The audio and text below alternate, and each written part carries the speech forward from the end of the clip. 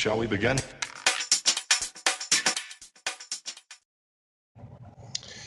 Hey everybody, welcome back to my channel. My name is Maticus Valentine Cole. Thank you for stopping by. I did a video, I'm doing a video.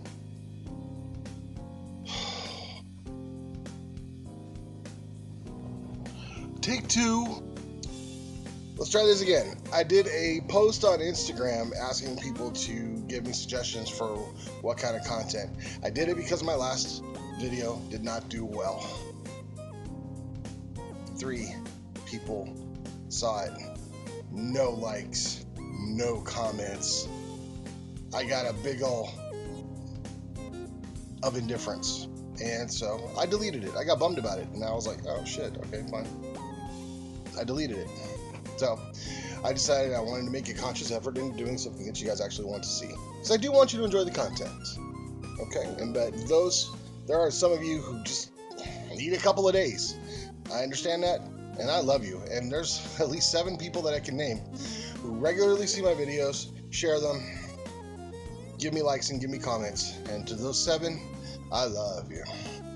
To the other 89, to the other subscribers who make up the 89 subscribers I've got, the fuck.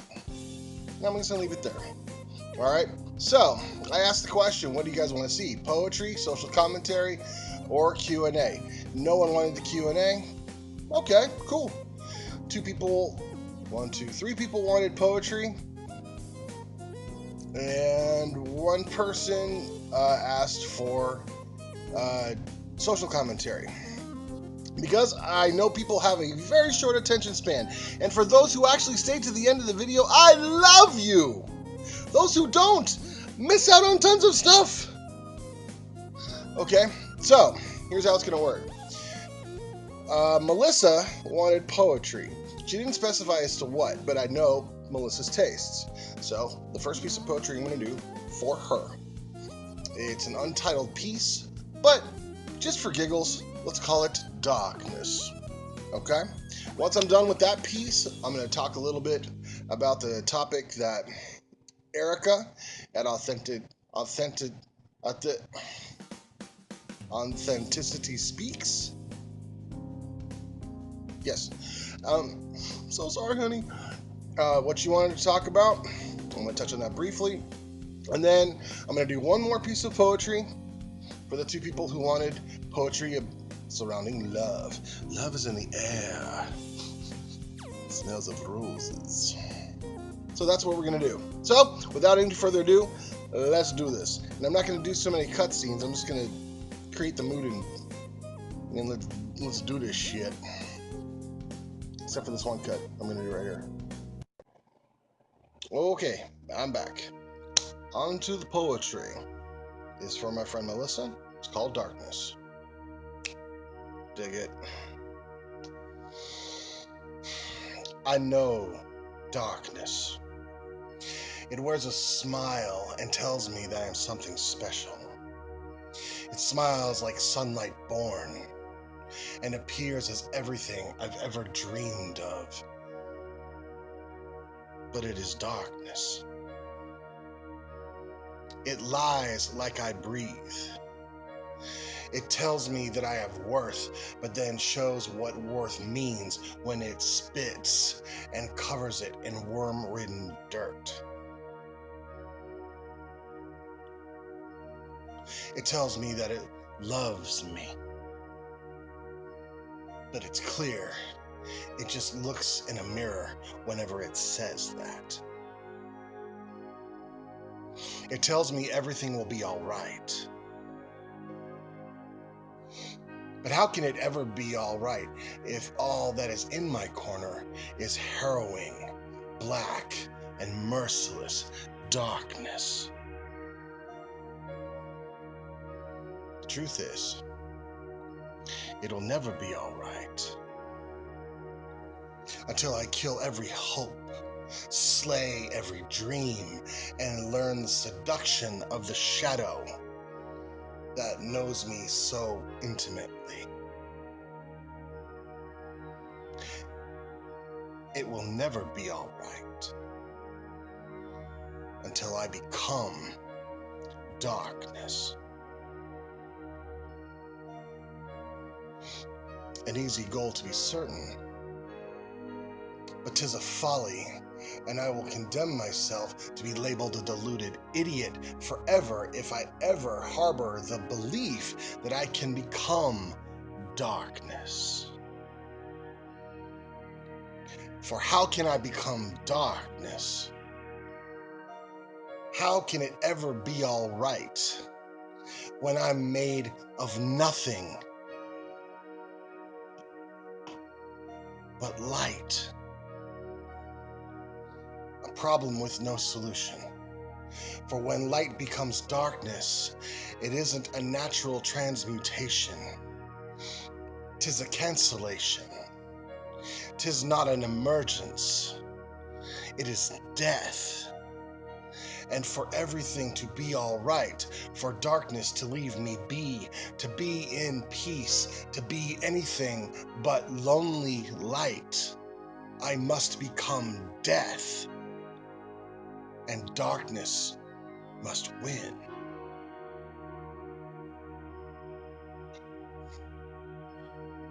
And to that, I can only scream. I can only cry. I can only say a single word as the hopelessness, harrowing darkness seeks to drown me. The word I speak, the word that saves me, the word, my word, is never.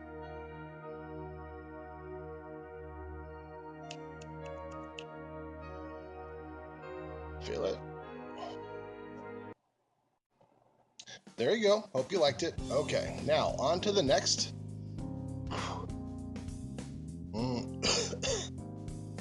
Not my smartest thing to do. This smells like hazelnut cream. All right. Next, we're going to go to my friend Erica, who wanted me to talk briefly. She asked the question, what is your favorite charity and why? Asking me my favorite charity is much like asking me my favorite food. It depends on my mood. I've done a lot of promotion for the Wounded Warrior Project for suicide prevention, which Erica knows that I'm a very huge proponent for.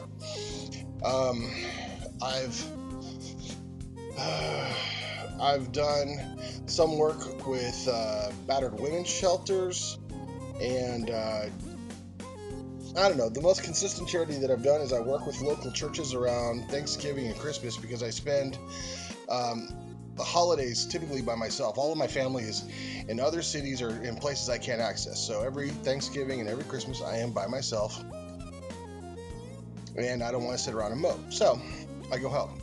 And so what I do is I go downtown and I help with the soup kitchens and work at getting, handling donations and making sandwiches and cooking turkeys and handing out food to the homeless that come by. And I absolutely love that. You hear some of the coolest stories from some of these people, especially when you do remember that they are people who have had an extreme set of bad luck in some cases. In other cases, they're simply adapted to being homeless. I know it sounds incredible. It sounds incredibly stupid, but there it is. Okay? But on the final point I'm going to make as far as charity goes, whatever your belief has to be, charity, at least from my perspective, charity is that which presents itself as the home your heart will never be turned away from. What I mean is that a lot of times people do charity for selfless reasons and for selfish reasons. Sometimes people feel guilty, sometimes a court orders you to do it, but sometimes there are those who just simply want to help and are eager to do so. But I think more important than any one charity, ask yourself a very simple question. Is what you're doing helping the many, or does it help the few? Is it something that brings communities together, or does it keep communities segregated, separate, apart? And also, Does it nourish your heart and feed your spirit? If it does, cool, keep doing it. And if it doesn't, find something else. The truly innovative don't go to charities. They start their own. Food for thought. All right. Now that we've talked about that, hang on. I'm not going to tell you what I just did, but let me put it this way. It does not belong in a video. At least not one that I do. I'm not that desperate for views. Anyway, so the last thing I'm going to do, my sweeties, my darlings, Taz asked this of me, Naomi asked this of me, and my dear friend Gus at Indigo Cowgirl said, laughter? I've never done a poem about laughter before. I'm not going to start now because I really don't know how to do it. Because even though I think I'm funny, I would be devastated if I executed that poorly. I'm just that way. But, so it goes unsaid.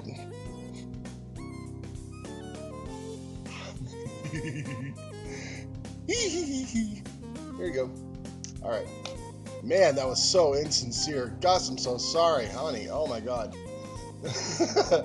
Okay. But I will try to do that for another video. Alright? So, I thought, okay, of all the people that wanted me to, and if I forgot anyone who asked me to do love, I'm so sorry. But, because I'm stupid and I didn't prepare. But I kind of figured that the easiest way to do something about love is something classic. Like a love letter. So, I wrote a love letter to you. To all of you. Except for Steven and Dawn, because I don't swing that way. That's so bad. I'm sorry. But to all my lovelies, I love you. I wrote you a love letter. Okay? So let's do this. And I know that some of you are married, and some of you have boyfriends, and some of you are frolicked in commitments here and there. And I'm going to simply preface these by simply saying that this is a piece of poetry, and I am not trying to be a home wrecker when I say this. Okay? Now, having said that, I hope you like it. Let's do this.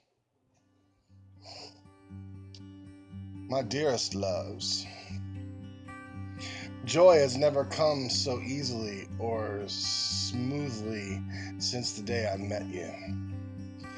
I've never been aware of how much love my heart could generate until I opened the floodgates and let my passions cover and envelop you.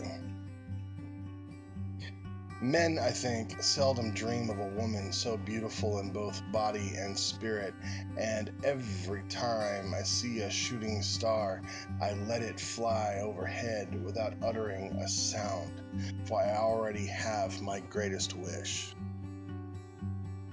I seem to be unable to cease from being overcome with powerful emotion. Every morning when I don't see you sleeping at my side, but when I dream and see you in the ether, I'm always reminded of how wonderful our impending reality will be. In all of nature's wonder, I have never seen nor have I ever heard of something so completely amazing and worthy of awe as when I see your smile in pictures or in my imagination. I don't think in my entire life I have spent so much brain power thinking of any one person as much as I seem to think of you. I sit at my desk and wish you were sitting next to me. I do my work and wonder if your work is going well for you too. I see a loving couple holding hands in a shopping mall, and my hands stiffen and ache because I do not have your hand to hold as well. I see beautiful women every day, but I have yet to see one who encompasses the traits of beauty, grace, and sensuality as effortlessly as you. And I doubt I ever will. Even so, knowing what I know, and I know and feeling that I feel, but I can't help but pain as the days tease me with their slow and languorous pace as the day I hold you steadily approaches. Until that day, I will continue to dream and pray that time will be merciful and hurry forward so I can spend the rest of my life marveling as my Jasmine as she blooms each and every night, knowing that in the blooming of even the most gentle flower, it is symbolic of only as a gesture, as when my hand opens, accepting yours in it, and with it, enjoying everything that nature and the divine have to share.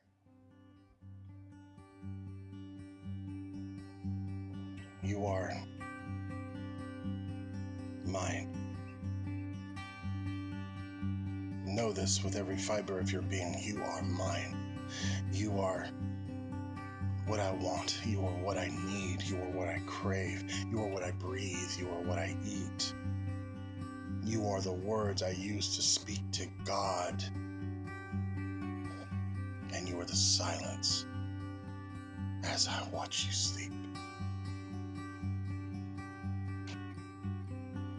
You are the honey and you are my sugar. You are everything sweet in my existence. And the only sour note that I can ever wonder and feel is knowing that one day, possibly, but hopefully never, I find myself once again alone and without you.